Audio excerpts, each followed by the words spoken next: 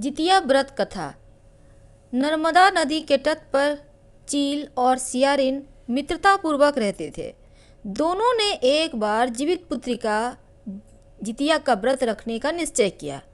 दोनों दिन भर जितिया व्रत के लिए निर्जला रही, किंतु सियारिन व्रत रहने के बाद भी दिन भर हड्डियां एकत्रित करती रहीं। इधर चील ने विधि पूर्वक जितिया व्रत का पालन किया।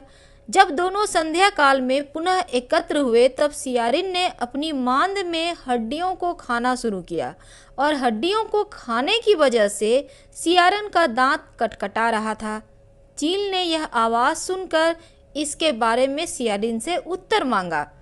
तब सियारिन ने वृक्ष पर बैठे हुए चील से कहा कि भूख के मारे करवट बदलने पर मेरी हड्डियां कटकटा रही हैं। जब दोनों बूढ़े होकर मर गए तो पुनः उन्होंने मनुष्य योनि में जन्म लिया। सियारिन ने क्षत्रिय राजा के पुत्री के रूप में जन्म लिया और चील ने एक बड़े नगर व्यापारी के पुत्री के रूप में जन्म लिया। जब दोनों युवा हुई, तब दोनों का विवाह एक ही नगर में हुआ। सियारिन उस नगर की रानी बनी और चील उस नगर के व्यापारी की वधू बनी। अब जितिया व्रत के आशीर्वाद के कारण चील को मनुष्य जन्म में 2 पुत्र हुए और सियारिन को मनुष्य जन्म में कोई भी पुत्र प्राप्त नहीं हुआ। वह रानी होते हुए भी बांझ रही। एक बार चील के जो ससुर हैं, उन्होंने पुत्रों को खेलने के लिए मिट्टी का घोड़ा दिया।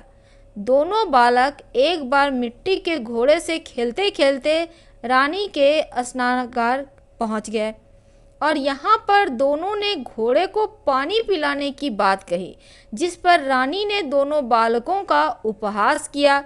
दोनों ही बालक अपने उपहास को सहन नहीं कर पाए और नगर में रानी के बांझपन को लेकर की जाने वाली बातों को रानी के सम्मुख क्रोध में कह दिया, जिस पर रानी एकदम से क्रुद्ध हो गई और राजमहल में आकर बैठ गई, अन्न जल त्याग कर।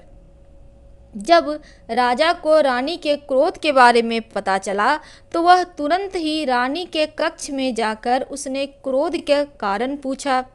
रानी ने सारा विवरण राजा को कह सुनाया और कहा कि जब तक नगर सेठ के दोनों पुत्रों को मार नहीं दिया जाता, तब तक वह अन्न जल ग्रहण नहीं करेंगी।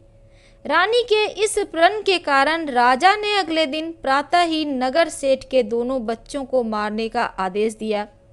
जब यह बात दोनों बालकों के दादा को पता चली, तो वह चिंतित हो गए। जिस दिन राजा ने आदेश दिया, उस दिन जितिया व्रत था और नगर सेठ की बहू और दोनों बालकों की माता ने जितिया व्रत रखा था। जैसे ही जीमूतवाहन की पूजा करके घर लौटी, तो उन्हें भी अपने पुत्रों की मृत्यु दंड की मिलने की बात पता चली। तब नगर सेठ की पत्नी ने रानी से स्नानागार में आने को कहा और दोनों ही तालाब के किनारे पहुंची। जो पिछले जन्म में चील थी, वही इस जन्म में व्यापारी की पत्नी थी। जो इस जन्म में रानी थी, वह पिछले जन्म में सियारिन थी। चील को इस जन्म में भी पिछला जन्म ज्ञात था और उसने सियारिन को पिछले जन्म की सभी बातें याद दिलाई। चील द्वारा पिछला जन्म याद दिलाने पर सियारिन अर्थात रानी को पिछला जन्म याद तो हो आया, पर वह अपने कर्मों पर लज्जित हुई और व्यापारी की पत्नी के दोनों पुत्रों के मृत्यु दंड को वापस ले लिया। जब सियारिन ने चील से पिछले जन्म के बारे में पूछा कि तुम्हें मेरे इस कार्य के बारे में ज्ञात नहीं था, फिर तुम्हें यह घटना कैसे याद है?